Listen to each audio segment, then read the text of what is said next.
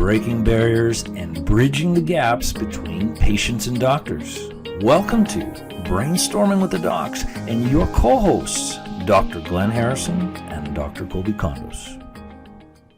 All right, everyone, welcome back to this week's episode of Brainstorming with the Docs. I'm Dr. Kolby Condos, my co-host, Dr. Glenn Harrison. How's it going, buddy? Doing well. I'm looking forward to this one. I'm worried about we're going to deviate on too many tangents with this. Yeah, we'll have to keep each other a little bit accountable, right? Yeah, that's right. I'm excited about this one as well because I think that it's kind of given us a time to step back and reflect on our cases, even with our patients that we feel have gotten the best results out of when they're under our care. And ourselves. Definitely, 100%. So today we are talking about when health success comes from within you. So basically what the patients that we see that get the best results are doing and some steps that you can implement to help you get those same results.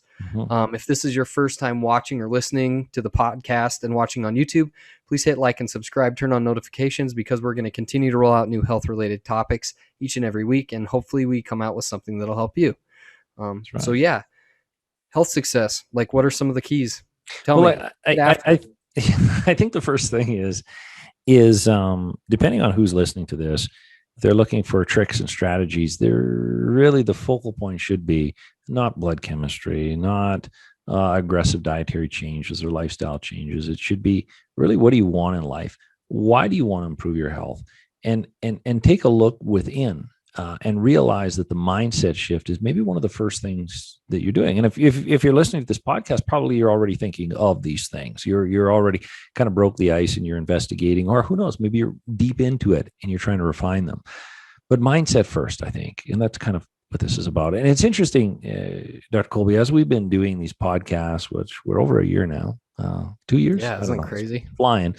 But it's amazing how when we start talking about mindset shifts and motivation and accountability and prioritizing, we get really, really passionate about it. It all stems from the same. You can teach all the lifestyle pieces, you can direct, you can guide, you can diagnose, but at the end of the day, there's got to be some grit, some discipline, some self-accountability where people really have to look from within to be able to achieve success. And we see the whole story, and it starts with the individual. You bet. I think that the things that you talked about earlier, the blood chemistry, the diets, those are all great tools. They right? are. But that's all it is a tool. And you have to know, like, when you need to use a tool. You know, say you're remodeling your bathroom.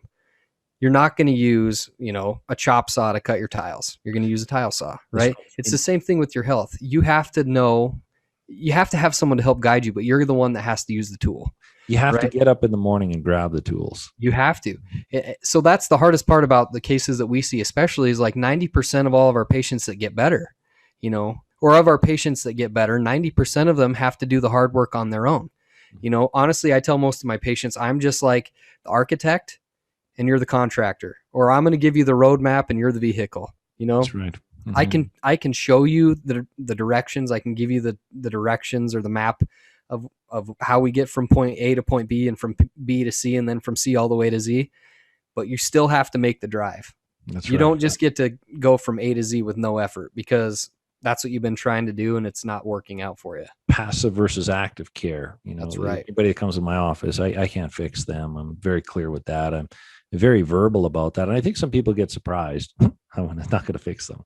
I'm just going to guide them and direct them and give them the instructions. They're the ones who have to. And anything great in this world requires work and effort. There's really no open my hand and fix me effort. They've already got that strategy of pharmaceuticals, and it only takes people so far. Sometimes it is the only thing, but it's more active medicine where we're both coming from. So I know we talked about, we really have to take extreme ownership in our health. And do everything we can, and life can throw some nasty curveballs at us where we feel the victim, but we really, really, regardless of the case, being the victim is not going to fix anything. And we can all have a pity party, but then we got to get out of it right away because we're losing time and probably our health is starting to degrade a little bit more. So, taking extreme ownership of our outcome. We're always a product of our habits. And we talked about habits in the past. Yeah. We're always a final product. So we look at anything in our lives and we're a product of it. And it's not beating everybody up. It's just having the true, frank conversation of who can change this? Who can fix Yeah. it? I'm Yeah. not with you all day, every day, Mm-hmm. but you Yeah. are. You're with Yeah. you all day, every day. And You're we the can, one that's going to have to implement the changes. that's right. We can guide, we can give structure, give them cheer sometimes. I do a lot of that. But it's really that 100% accountability and people recognizing that 90% of their wellness is self-care. Yeah. And how bad do you want it? You know what I mean? So it's That's a like, painful question, even do you for want me. it bad enough that you're going to change your diet, that you're going to stay, on a routine, that you're going to exercise regularly? And it's not just like oh, I'm going to do this for the next 6 months in most cases. In most Mhm. cases, it's like, it's got to be a long-term thing. So you really have to ask yourself the question, like, how bad do I want it? And what are the reasons that I want it? And is that going to keep me motivated through the length of the whole thing? That's right. And there's so many different strategies to try to stay motivated or to be hungry for the change. And I learned this from Carrie Thrall, which we did a podcast with her. And she was talking about what were we even talking about? Mindset and and and trying to be accountable. But our accountability is an external factor and an internal factor. Ideally, in the perfect world, it's an internal factor. We're internally motivating or holding ourselves accountable, but it doesn't work that way. Most likely we're depending on someone else to hold us accountable for our actions. And we did a podcast on accountability because we are Oh yeah, that accountability was yeah. partners. This is where We do everything that together. started. This is where everything This is started. where everything started. Yeah, The this has been a big podcast, part of our my life. our business strategies, our clinical strategies. That's where it started with an accountability call every Friday at 7 a.m. my time, 8 a.m. to your time. Yep. But it kept us on track. So there's many different ways to be motivated and engage. And we've done podcasts on all of these things, but recognize that accountability is key. It's absolute key. And I think this podcast is a little bit of a kind of where the rubber meets the road. Right. Well, and even with the accountability too, like you have to be accountable for both your successes or your victories and your losses, right? Ownership. You have to. And when you look at it and you're like, oh, I lost, whatever your goal is. If you say your goal is to lose 50 pounds and you lost 5 pounds, you have to look at it and you have to go, okay, that's great. I'm on the road where I want to go. I'm implementing. Celebrate it. Yeah, and you have to celebrate it. But then on the flip side of that is, you hop on the scale or whatever. This is just the weight example, but you hop on and you've gained 10 pounds. Well, then you need to step back and you need to go, okay, like I didn't do what I needed to do, or I didn't implement the changes as completely as I needed to. And this is how I'm going to change it. Because if you continue to do it the way you've been doing it, you're going to continue to get the results that you've been getting. Mm-hmm. Yeah, we have to self-analyze ourselves and self-evaluate, because what happens is if we're trying to do something and implement something consistently, we forget how consistent we really are being. Mm-hmm. I always tell people to have a calendar and, write 2 things on every square in the calendar that they're trying to be consistent with. Don't write the things they're not doing, write the things they're doing, the good things. And if there's nothing on that week or very few markings on that week, well, then you've been slipping. But we need that accountability document to keep us in check, because we forget life goes on, and it's consistency is king, and it is very hard to be consistent. And the most successful people in anything in life aren't the ones who necessarily work harder or have a new strategy. Those are the ones that just dig their heels in and do it every day and keep track of it and know when they're slipping and know when they're winning, so they can change accordingly. Absolutely. Mm-hmm. So, with regards to some cases, I know we were going to talk about some cases, and I know we were putting this together a long time ago, but do you remember that case that you put down recently? Yeah. So I think that one of my favorite cases that I've seen where the success that the patient had was really dictated on the efforts of the patient. And this was definite learning experience for me, not only because it was something that maybe I could have managed a little bit better, but it really showed me how much power the patient truly has when they put their mind to it, and how much, if you point them in the right direction and you're doing your job well and they're doing their job well, how quickly they can get better. So this was like an 80-year-old female. She came in, she had like fatigue. She had a bunch of other things, unexplainable symptoms. I was nervous. I ran some blood work on it, and she was like really diabetic. And it had developed really, really quickly. So we sent her out. She went to a nutritionist. We worked together with some dietary and supplement changes, and she literally controls her diabetes without any external medications, with nothing, just diet and exercise. And that's an 80-year-old. Wow. And I asked her, I said, well, when you decided you wanted to do this, what was the reasoning? She goes, well, I just figured I have a pretty good life. My life is worth living. I want to be here for my kids, for my grandkids. I want to be an active participant. I don't want to be that, that grandparent or that parent that really is not engaged because she's unable to be. And I thought that was really awesome. She's super consistent. She follows up with me pretty regularly. She's very diligent about her care, about her diet, about her exercise, and she's a total rock star. If an 80-year-old can do it, I think that a lot of us can do it. That's true. That's true. I think a lot of people, if they've been down the same road so many times, they hit so many roadblocks, and then they give up.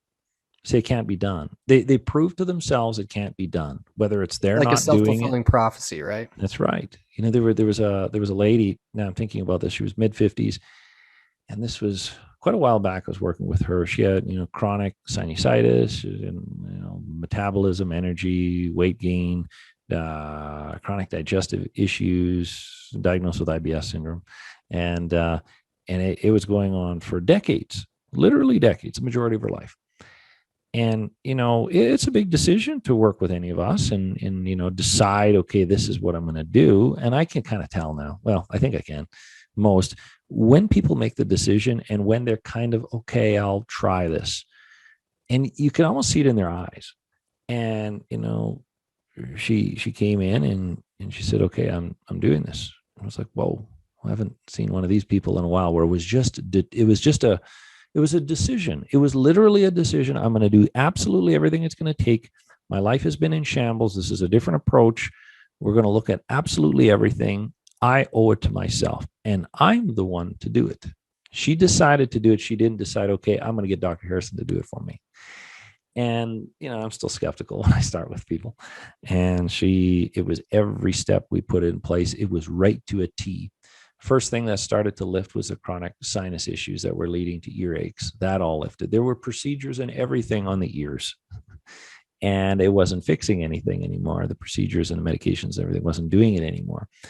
So then the sinusitis started to lift, and she could breathe better, naturally getting oxygenation. It started to help her energy.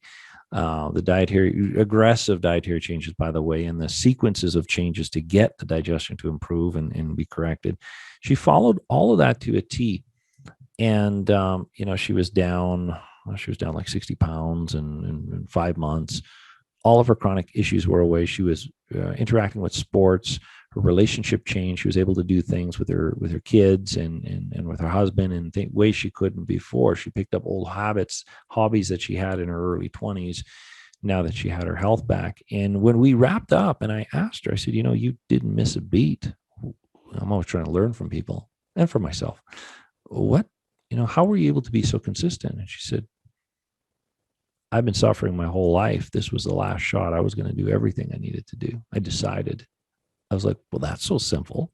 Wow, you made it seem so easy. Yeah. She just in all decided. actuality, it was super, super hard. It was a lot of sustained pressure and diligence, right? Yeah. And I asked her after, I said, after it was all said and done, would you do this again? She said, I wish I would have done it earlier.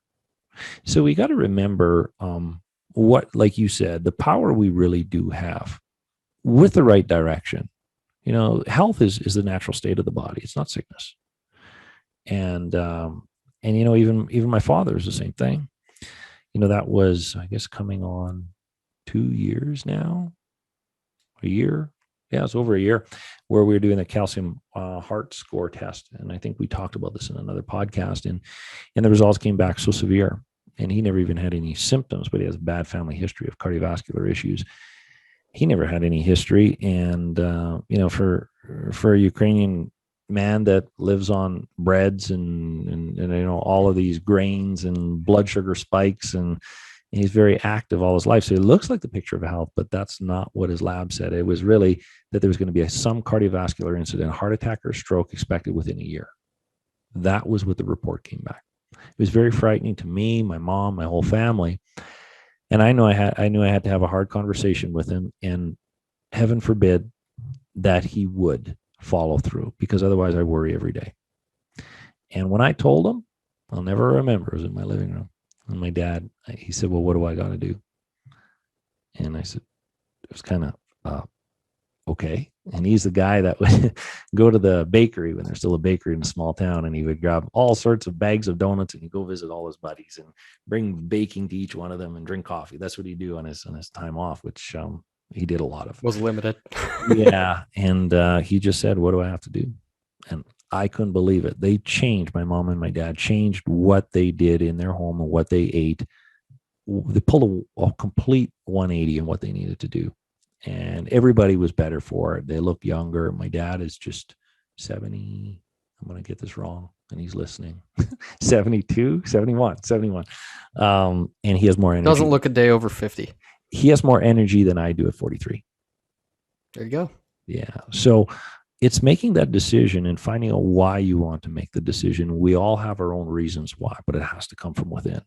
And if you find that out, and then you find a doctor, clinician that's going to look at the whole story, not just pharmaceuticals.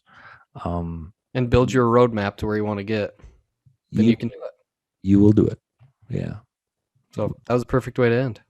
All right. So if you got value out of this, or you have questions or comments that you'd like to, give to us, you can get a hold of us. Our email associated with the podcast is info@brainstormingwiththedocs.com. You can get a hold of us on our websites. Mine is www.northlakeschiropractic.com.